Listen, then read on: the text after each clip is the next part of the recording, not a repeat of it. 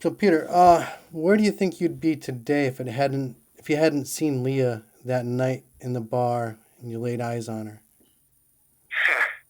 Yeah, it's a funny thing to think about how life takes these turns. I think I grew up making films and working on set for other people's movies and stuff, and so it never had really occurred to me other than playing keys in someone else's band here and there or whatever. But I probably find myself on a movie set somewhere. I think that touring has totally changed my life, and when Leia and I met and started working on songs with Danny and Josh, like kind of all of our lives kind of got turned upside down.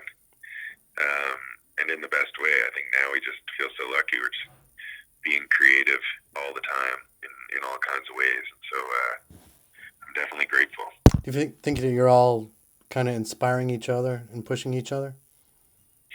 Yeah, we all come from like super different backgrounds, and a lot of the bands that we look up to, like say the Strokes or Constantines or Wilco or these kind of bands. You're looking at bands where if solo records have been made by certain members, they sound nothing like the actual band. Yeah.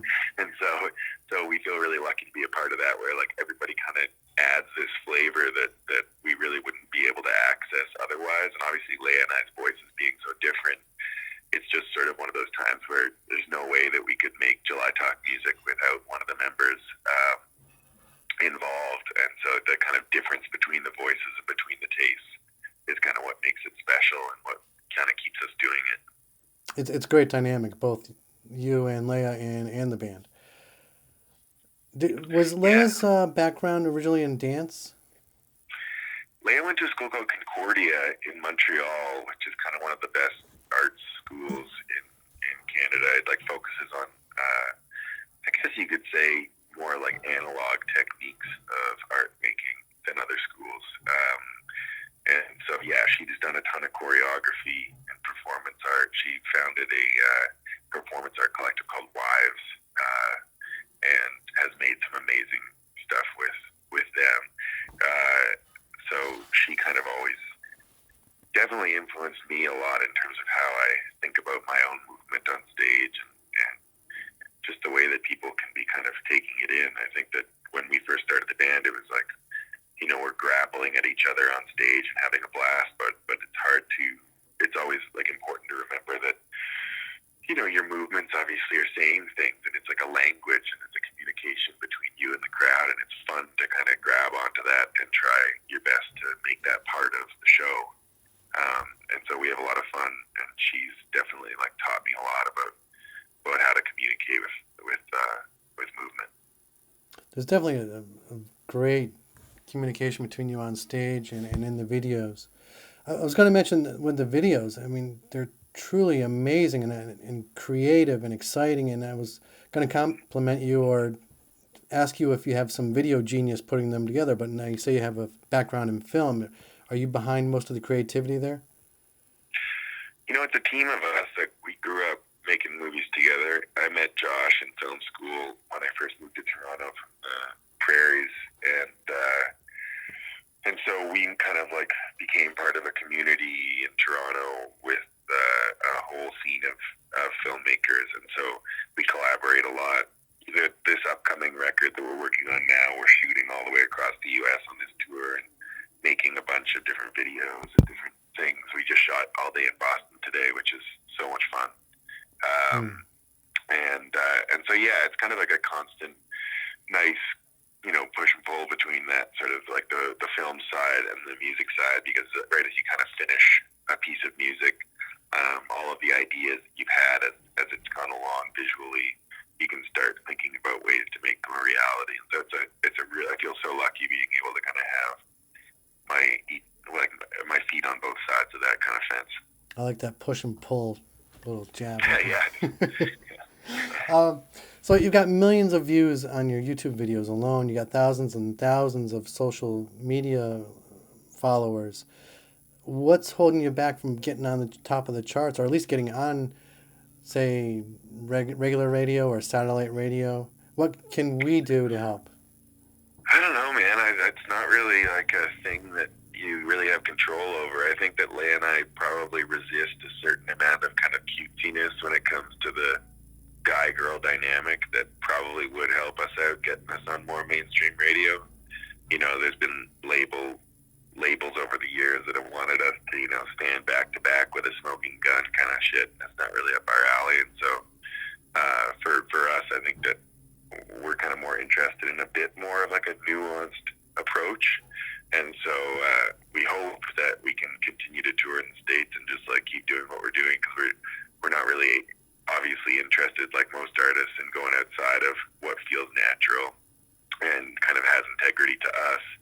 So hopefully that we can continue to connect and just like keep touring, because we love doing it. And if the audiences are there, then we're going to be able to keep doing it. I love that you stick to your roots and you have that integrity. I was kind of imagining, you know, if some famous producer or somebody came by and said, do X, Y, and Z, change this up, change that up, and we'll get you on the radio, would you do it? Yeah, and it's like, I think all bands run into this thing, and ultimately when bands write to try to get on the radio, those records don't usually get on the radio because they don't sound like they're from the heart, right? Exactly. Like, it's not as if you can like write to some formula and then make it big. Like, that's all a fallacy anyway, and so you might as well stick to what feels right to you. And so I think our new record is sort of an attempt to continue to do that and just like, you know, explore the ideas that we want to explore in a really complicated world right now, and really just try to like unpack some beautiful themes that are important to us. And so, you know, if that lands us with more fans, less fans, like that's going to be how it goes. We're going to continue making art as much as we can until, you know, we're broke without houses. So Yeah. take it to the end of the line. So do you think maybe later this year you'll have the new album? Yeah, I think it'll come out in the fall. We'll be putting out music through the year. I think some music will come out kind of at the end of the spring.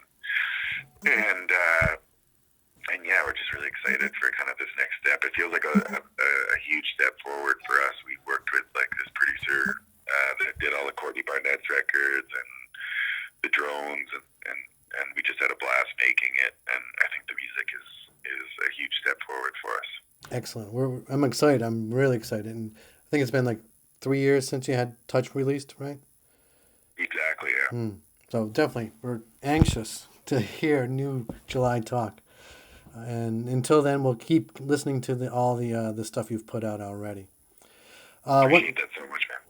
We appreciate you being you and being you know, to your integrity and doing what you do and not being a cookie cutter band that loses touch. While you're traveling around, even across the United States, North America, in Europe, I believe, is there any place you look forward to going so you can get your favorite comfort food?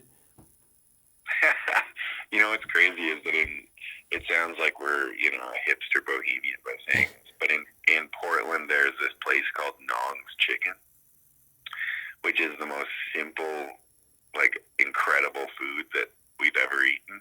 And it's come to the point where when you're like 3 or 4 shows out from getting into Portland, it's like just comes up more and more in the band. More people are bringing up Nong's Chicken. So I'd say that on this tour. We normally just eat a lot of Vietnamese food on the road. We try to find the best spots.